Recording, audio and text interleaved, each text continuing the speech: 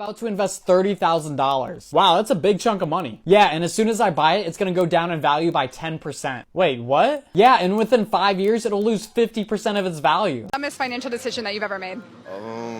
Three brothers invested £1,000 each in the stock market, but their worst fear was realized. They very quickly each lost nearly 50% of their money. What's the worst financial decision that you made throughout your career? Oh man, getting married, man.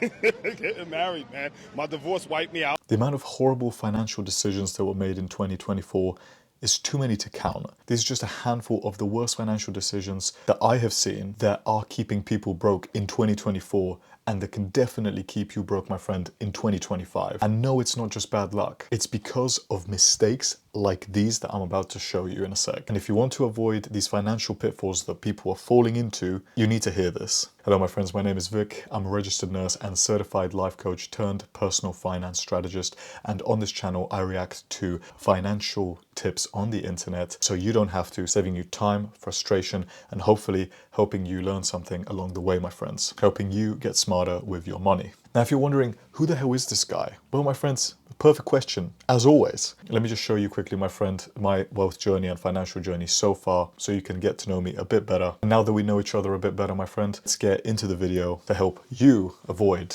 these pitfalls into 2025, into the new year, my friends. Let's begin. Please subscribe and share. I'm about to invest $30,000. Wow, that's a big chunk of money. Yeah, and as soon as I buy it, it's gonna go down in value by 10%. Wait, what? Yeah, and within 5 years, it'll lose 50% of its value. That sounds like a horrible investment. What are you investing in? Don't worry, everyone does it. It's this thing called a new car. Obviously, this video is like a stitch, but the point remains the same. Buying a new car can never really be an investment because it literally can't yield a profit. So it doesn't really make sense for it to be one, right? Although I do agree with this guy, I do think a new car, in my opinion, is a investment in regards to your own quality of life. Because in my own opinion, there are only two places in your life where you're going to spend your most amount of time, my friend, and that is your house and your car. So you want to make sure that both of those things that you have are going to be good for you. Obviously, I'm not saying you need to go off and get a Lamborghini or something crazy like this, because people aren't actually, in my opinion, satisfied with that. Like if I was actually to get a Lamborghini, I actually literally would not feel comfortable because you can't really go out anywhere with it and park it on the streets. Like you literally can't, and it will bring a lot of stress to your life. Plus, not to mention the repairs and the maintenance for it will be crazy. But going into 2025, my friends, if you are thinking about buying a new car, I'm not obviously recommending anything, but what I've personally done and what I think is a good thing to do, to research and to consider, is instead of buying a new car, to buy an approved used car. Because if you buy a new car, in fact, I'm just going to show you a picture right now on the screen, and it's about Tesla, just the difference between the brand new and the approved used Teslas, right? If you were to buy a brand new Tesla in this example, probably be around about 50k, right? But if you were to get a approved used Tesla, it'll probably be about 25k. That is literally half the price. That's literally half the price, and that 25k that you have, you could actually put it into investments that could significantly grow over time. And even with 25k, my friends, you could literally grow that to a very, very, very good six-figure amount, maybe even potentially seven-figure amount by the time you have retired, depending on how much time you have in the markets, depending on how old you are, to allow compound interest to accrue and build over time. Now, this next video will show you three different situations about investments and what a lot of people, I'm sure, think of when it comes to investing and why so many people find it risky, when in actuality, it may be riskier actually not to invest. But this is not a recommendation, this is just my own opinion. So let's look at the next video so you know exactly what I mean. Three brothers invested £1,000 each in the stock market, but their worst fear was realized. They very quickly each lost nearly 50% of their money. They invested in October 2007 at the peak of the stock market just before the financial crash. By March 2009, they had £524 each. The first brother swore off the stock market as gambling and decided to take his money out of the market. The second brother kept their money in the market, but that's all. He wouldn't contribute any more of his hard-earned money. The third brother, undeterred, decided to keep going with investing investing. He put in £100 a month every month. How much do they each have today? The first brother, who swore off investing, still has his £524 plus a bit of interest from his savings account. The second brother, who left his £542 invested, has £5,000 just by leaving his money invested in the market and doing nothing else. The third brother, who kept adding £100 a month despite starting investing at seemingly the worst possible time, has £74,500. The lesson is that even in worst case scenarios, you can still do well investing in index funds and ETFs. The past is no guarantee of future results. Your capital is at risk. The stock market will almost certainly crash again, but don't let your fear of losing money impair your judgment. Now, my friends, this is a very, very good story, and I really like how this video was formed. And before we go into some of the comments, which are some of them I think are very, very cool to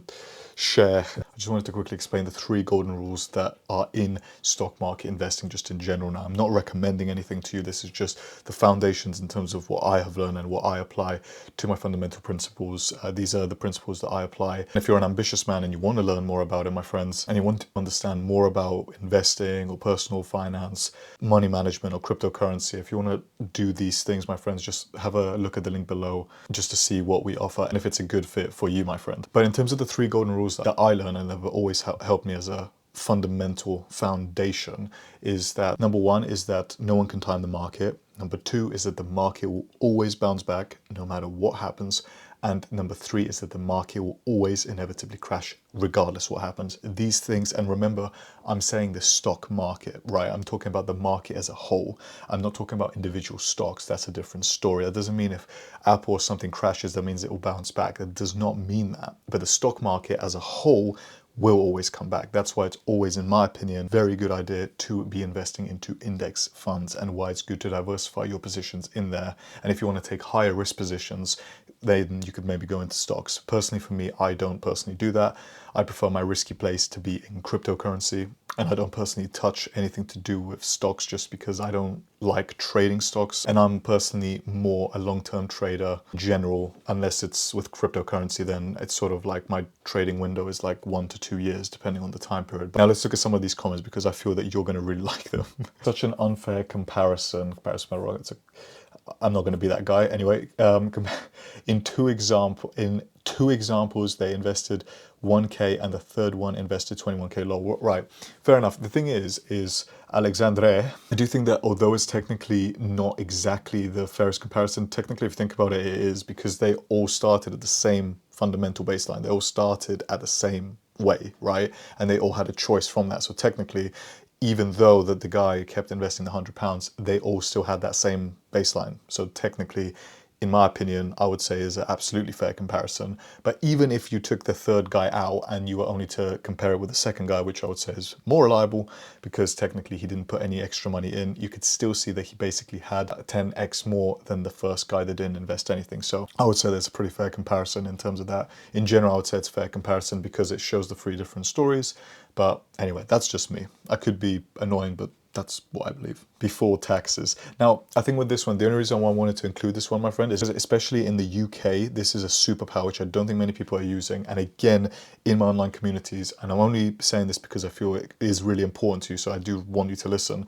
I do feel that not many people in the UK know about the stocks and shares ISAs, or even if they do, they don't understand how much of a superpower they are. And genuinely, in my opinion, I have absolute full belief, and no one can convince me otherwise, that I feel that stocks and shares ISAs are the most powerful thing that in the UK, and I would say probably in the whole world, because if you look at Australia's that have supers, and if you look at the 401k, etc., stuff like this in America, or the Roth IRAs, I would say compared to the UK's version of those things, I would say UK has by far the best in terms of the contributions that you're allowed to put in, because you're actually allowed to put up to £20,000.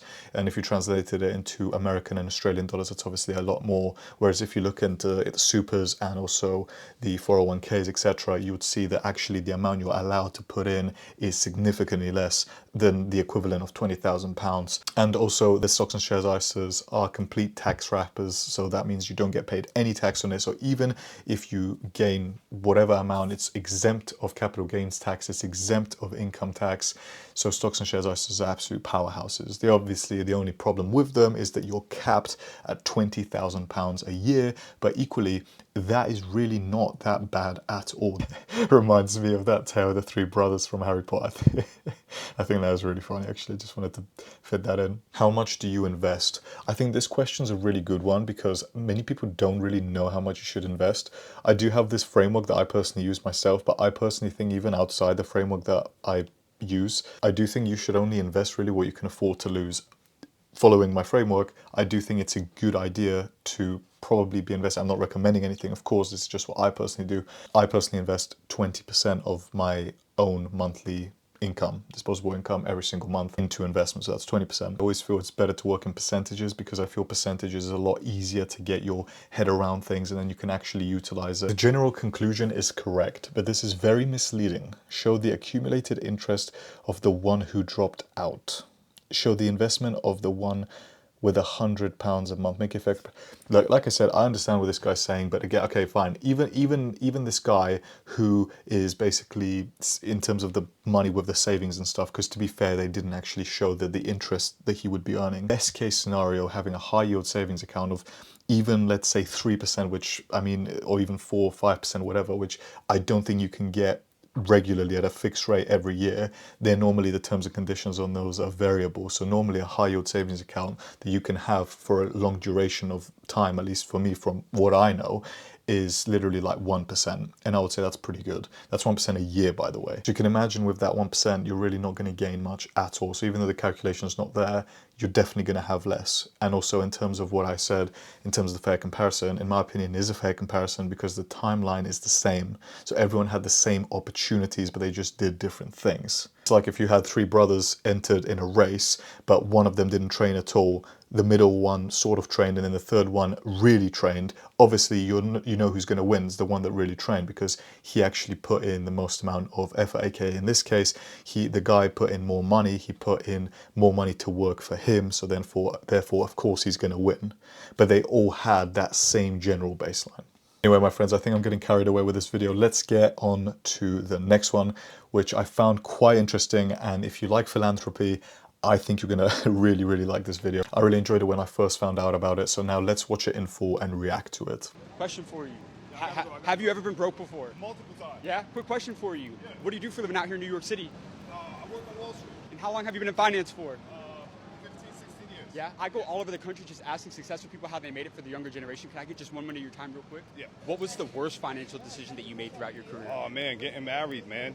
Getting married, man. My divorce wiped me out. Marriage is a business. I didn't look at it like that. I'm being honest. Wiped me out. Had to start over from scratch. But the beauty of it is once you have it in you internally to build, you have the dog in you, the fight in you, doesn't matter. You'll always rebuild. It's not about losing it. And anybody listening, it's not about losing it. What it's really about is this. It's about recovery time. See, if you lose it at 20, you're probably in your early 20s, mid-20s. It's okay. You have recovery time. You're young. I'm 45. I'll be 46 in 2 months. If you lose it in your 40s, your mid-30s, terrible. Also, they say you are the sum total of the 5 people you hang around with. A lot of times people try to use socializing for networking. You're really not networking. You just want to be social. Anytime you interact with someone, you must always ask yourself, what are we exchanging? Now, real quick before we go, last thing, the universe teaches us this. What do you do every day? We breathe, we inhale, and we exhale. You take in the oxygen, and you give out the carbon dioxide, right? And the trees, your environment, takes in the dioxide and gives you back oxygen. So there's a bartering between you and the universe, the ecosystem. Inhale, exhale. With everything in life, you got to apply that science to your life. Like, what is the exchange here? The people you interact with, what are they? What's the bartering? What are they? Are they an asset? Is it a liability? What are we exchanging here? There's a few points made in this video, my friends. So let's just go over the first one, which I think which really stood out to me, which was that actually marriage is a business. Now, I'm not personally married, but I can only imagine, and I've already had this conversation with myself. I already know what I'm going to do, but I do think it's something that is not probably the most favorable. And that is that if I was to ever get married, which I obviously do want to in the future, I would have a prenuptial agreement. Though I think people may be saying this is sort of unnecessary, I do feel it is, in my opinion, especially as a guy, extremely important, and as a woman anyway, and as a woman too, I do feel it's super important to protect the assets of each other because no one can actually predict what's going to happen in the future. No one can predict how the person will feel in the future or whatever. Even if you love each other so much right now and it's all great, it doesn't matter. You don't know what's going to happen in the future, my friend. A perfect example of this, my friends, is look at Jeff Bezos, because one of his wives that he married and then divorced, she literally obtained half of whatever he was worth at that time, which was a substantial amount of money, and she obviously got it just for marrying Jeff Bezos, which I'm saying I just don't feel this is sort of fair. I feel women are wanting more equality, so in my opinion there is absolutely no problem, and there shouldn't be a problem with you wanting a prenuptial agreement with a woman, simple as. And if there is a problem with it, I would say that that's a very major problem with the woman, because she'll be saying to you, oh, it's because of trust, stuff like this. It's not because of trust, it's because you just don't know what's going to happen, and you want to make sure that she's protected and you're protected. Because what happens if she herself makes a lot of money in the future and then you're to want to go after that money? Like, you don't know. It's just good to sort of protect each other, because I feel you should be together in terms financially, yes, but if things don't work out, I don't feel either of you should be entitled to each other's finances, because that's something that has been built separately, although being together whilst you were together. But when you're separate, it's obviously separate. But that's my perception of it, my friends. Bro went from I don't have time to reading his life story. Yeah, it's very true. I mean, this is literally like what happened with this video, and that's why I feel I found it like quite funny. But actually, the philanthropy on this guy was actually incredible, and I think the best bit for me was when he was actually saying, like, hold on a second, just before we finish, like, he was literally dictating the whole conversation, even though this guy was the one that asked him, and he was just like, hold on a second, just before we finish. That bit I found extremely funny. But generally, this guy's actually philanthropy is incredible, and I do think it's important to mention that I do feel that he was talking about recovery time, and I think that recovery time that he's talking about is actually very, very important. And I feel as us men, we need to understand that actually this is probably, in my opinion, what the most important thing is, and this is why it's so important, in my opinion anyway, in your 20s to develop these sets of skills so that you have them for the rest of your life. These are high leveraging skills, even starting to invest early on, being it on automation, understanding what to do, learning new things in general. I feel cryptocurrency is an amazing market as well to be in, just understanding that, learning the skills of sales, learning marketing, learning negotiation, learning how to network. All of these things are imperative skills that I feel will make someone exceptionally wealthy in the future, and just as a person in general, because in my opinion, it's hard to be a good person. Not to go off a tangent, but like, I believe in God, and it's like when you want to get better at something and you ask God to be better at something, God's going to present you with the challenges of that exact thing that you want. So if you want to be more patient, God will make you wait longer. If you want to be more calmer, God will put you in situations that are angry longer. If you want to win, God will make you try and fail as much as possible so that you eventually win. And throughout that process, that's the whole point of making you a winner. I don't mean to go into a philanthropy session right now, but you get what I'm saying. It is sort of the main point of what this guy's mentioning, and this is why I feel so powerful. And then this common moral of the story is surround yourself around people who want to win. Yeah, 100%. 5 people you should surround yourself with that actually want to do what you do yourself. In my opinion, I personally believe that these 5 people that you surround yourself with should want you to win. Even if they don't necessarily do what you do, I think it's good to have people around you that do what you do, because if you obviously if you increase your average, your own average is going to increase by itself, right? But if you have a good support network as well of people that want you to win, even if they're not necessarily winning at that level that you want, you, I feel, will win inevitably as well, because you will have the energy of those people to be able to increase your own average up, and then be able to increase their average up with yours as well, and then the process is sort of cascaded. Probably didn't make sense, but it's just meeting more and more people that actually want you to win and that care about you, plus finding people that actually do what you want to be doing, that actually have the money you want to have, that actually have the body you want to have, that actually have the relationships you want to have. All of these sorts of things, hang around more and more of those people, and your own average in those realms and in those sectors will increase by itself. Bro taught me life in under 1 minute. I'm sure that's how we all feel. Sure about the married comment, you find the right one and grow together. I do agree with this Jake guy as well. Like, he's not wrong. It's like I was saying just before, it's just more just to protect each other, because you don't know what's going to happen. And even if you build yourself together, you really, trust me, you really don't know what's going to happen. I feel personally, not from my own experience, but from experiences that I have read about from people like Jeff Bezos, etc., I feel that it's a situation that we feel is impossible to happen, because the person's like, oh, they're never going to go against me, but actually it can really happen, especially after a certain point. If you reach a substantial amount of net worth, the person, I feel, unintentionally feels entitled to that, because they've been with you for such a long period of time. I can only imagine that that's how it is. I haven't undergone those decades and decades of life, but still, my friends, I do feel it's something that is possible and something that can happen. So I wouldn't overlook it. But now, my friends, let's just focus on the next video, which I feel you'll find very interesting as well. Dumbest financial decision that you've ever made? This year, maybe Hula and EDC, Orlando. Okay, music festivals. Yeah, music festivals. Okay. Would you consider yourself upper, middle, or lower class? I consider middle. I could definitely consider myself middle. Okay. How much money do you have in your bank account? Oh my God, probably a couple thousand to be honest. I don't know. Okay, I don't know yet. bands. As a man, what do you think you should pay for in a relationship? Dinner, like all the aesthetics, like home, groceries, maybe some nails every once in a while. What about hair? Yeah, oh, that's expensive, but maybe.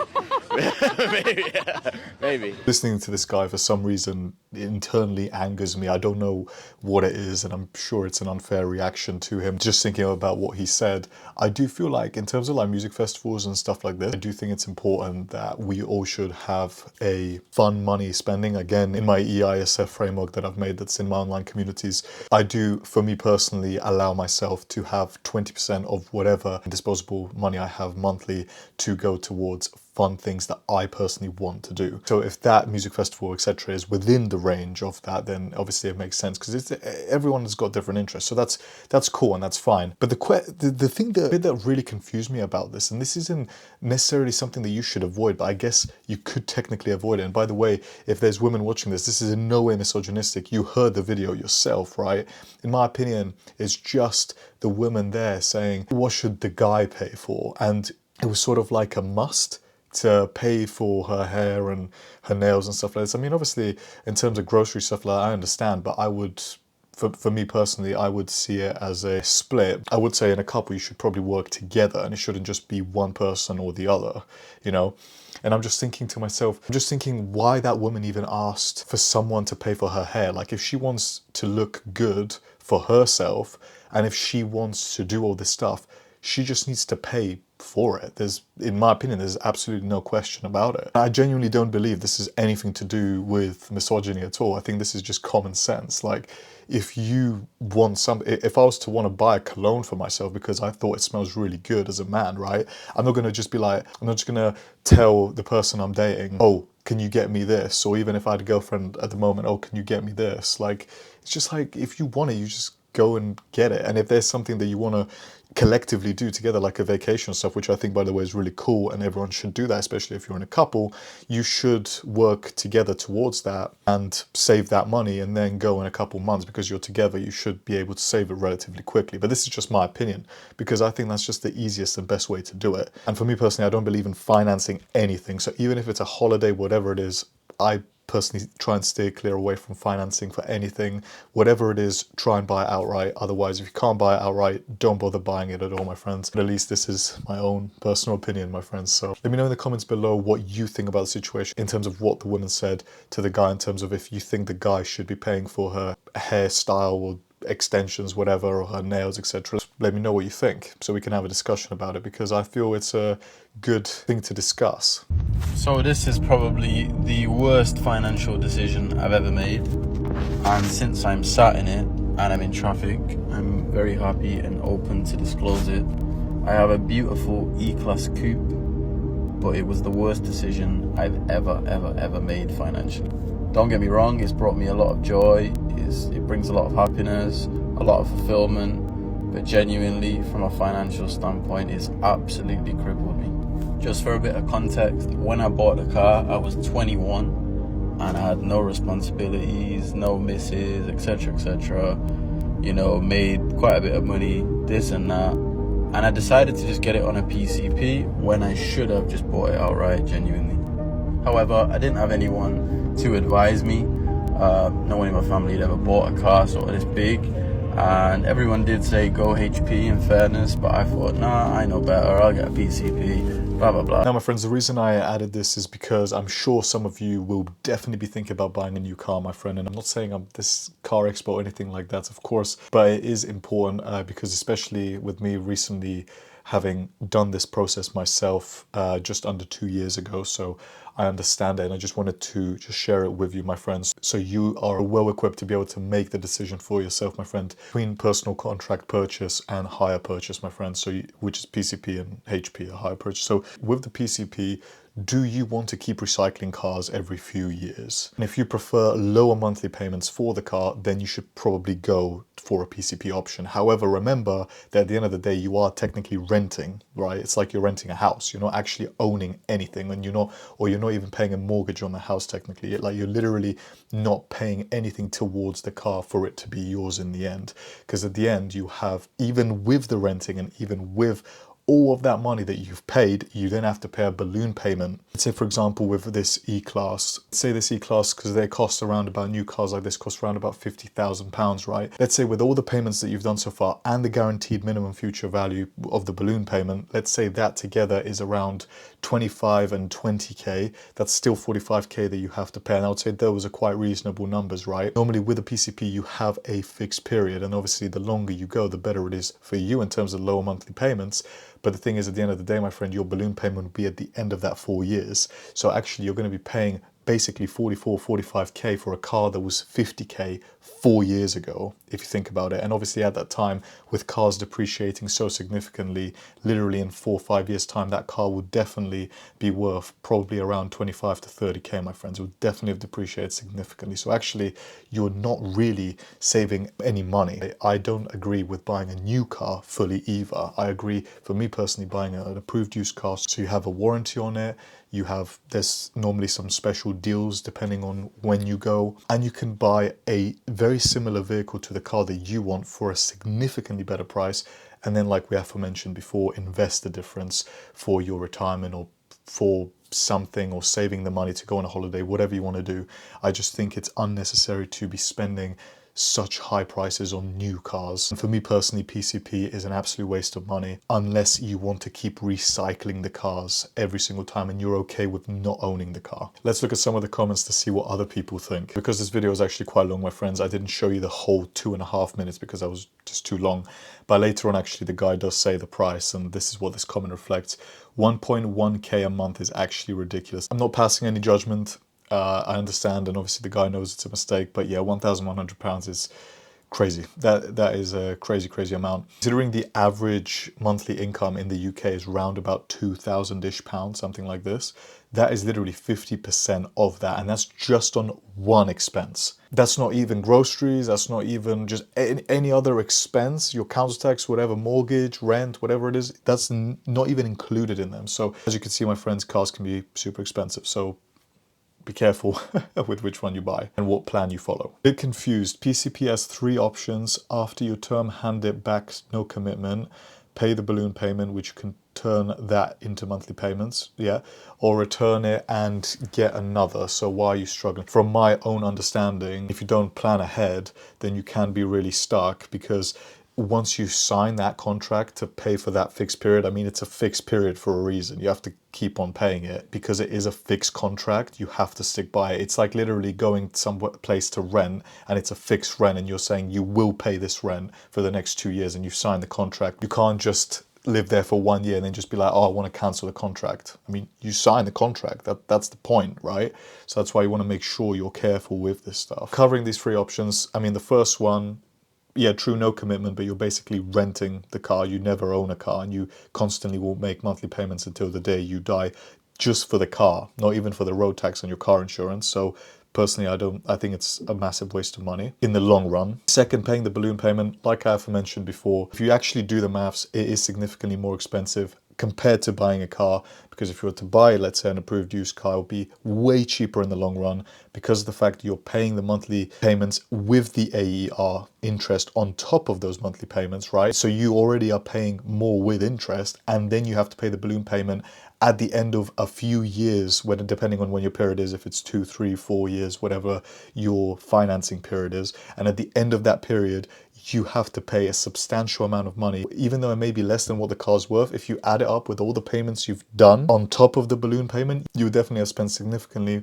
more money than you needed to, because that car would have now, probably a 50k car, you'll be paying 40, 45k at the end of the period, whereas actually in 5 years time, that 50k car, the same car, will be worth approximately around about 30k, for example, right? So because it's going to significantly depreciate. Cars on average depreciate 50% in a 5-year period. Looking at it like that, my friends, you can understand it's a significant waste of money. And third one, return it and get another. This is what I'm saying. If you want to recycle, like me personally, I thought I wanted to recycle cars every 2 to 3 years. Thing is, it's a lot of hassle. I actually can't be asked. So I just prefer to have a car, keep it for 4, 5, maybe even 6 years, and then after that sell it and actually buy the newer version of that car, because which basically will be the version this year currently right now, because in 4 years from now, the new cars that are available right now, in 4 years time, they will literally be worth significantly less, and I can still sell my car for a decent-ish amount, even though it would have depreciated, and I can actually buy my car for less than what I would have if I needed to start from scratch. That for me works well, and that's just my own personal strategy. And then every time you can actually upgrade your car, because the new car will depreciate by the time of the 4 or 5 years ends. So that's personally my own strategy. Balloon payment was 18k, car value at the time 32k. PCP can work if done right. Merca 10, I'm sorry my friend, but this is what I'm saying. I mean, I don't know if I've misunderstood his comment, but if he's thinking about what I'm thinking about, which we just talked about, this is literally what I'm saying. It can't work if done right, because yes, the balloon payment's 18k, and the car value at the time of when you do the balloon payment or whatever is less, but you've paid more than that already. If you add on the monthly payments that you would have at that time, you would definitely pay more than whatever the car is actually worth. The easiest, like I said, the easiest way to do it is a car's 50k, for example, I'm just using random numbers here, 50k, in 4 or 5 years time, that 50k car will depreciate around about half of its value. Say, let's say 25k. Around that 4 or 5 year period with approximately £500 a month or something like this, it will be round about 25k-ish at the end of that 4 or 5 year period, right? And then you have the 18k balloon payment, and then you'll be like, it's 18k, cool. You've already paid you've already paid around 25k though. Add that 18k on top, that's 43k that you've paid. Right? And that's what I'm saying. It looks like a steal, but it's not. Whereas if you just buy the car in the first place for an approved use and depreciate it at 4 or 5 years, you'll be saving substantial amounts of money. Plus, you can invest the difference into your retirement or something else, like I already aforementioned. I feel it's very, very important, my friends, because I feel a lot of people run into this mistake and then they struggle with the PCP financing. My best friend actually did. He didn't struggle with it, but he understood that it was significant waste of money later on when he did actually pay the balloon payment in the end, and now does own the car, but understands that it was significantly more expensive that way. So this is the thing, my friends. For me personally, I did a hire purchase because I liked the car, and also I found it as a good opportunity because I personally don't like credit cards too much and don't use them right now. May change in the future. I wanted to show off that I can pay off a reasonable sized loan. So when I go to get a mortgage for my first house, they can see that I've paid off a decent sized loan. Even though I don't have a credit card, they'll still understand that I'm still credible. So that was sort of my plan behind it. Let's face it, when you're 21, you should be driving a Ford Fiesta. I just wanted to show this comment because I think it's true. Ford Fiestas are really reliable, really decent cars. I didn't have one, I sided with Volkswagen, but I think Volkswagen are very reliable too. Plus very reasonable to repair as well. Don't overspend to buy something you can't afford to impress someone that you don't even necessarily like. I hope you avoid these terrible money mistakes in 2025, my friends, into the new year. And I hope you learned something from this video as well. There are 2 videos that are going to show up right now over here that YouTube recommends that you watch next. There's not much for me to say, my friends, other than Happy New Year. And I'll see you next year. Haha, wink wink. Alright, my friends. I'll see you in the next video.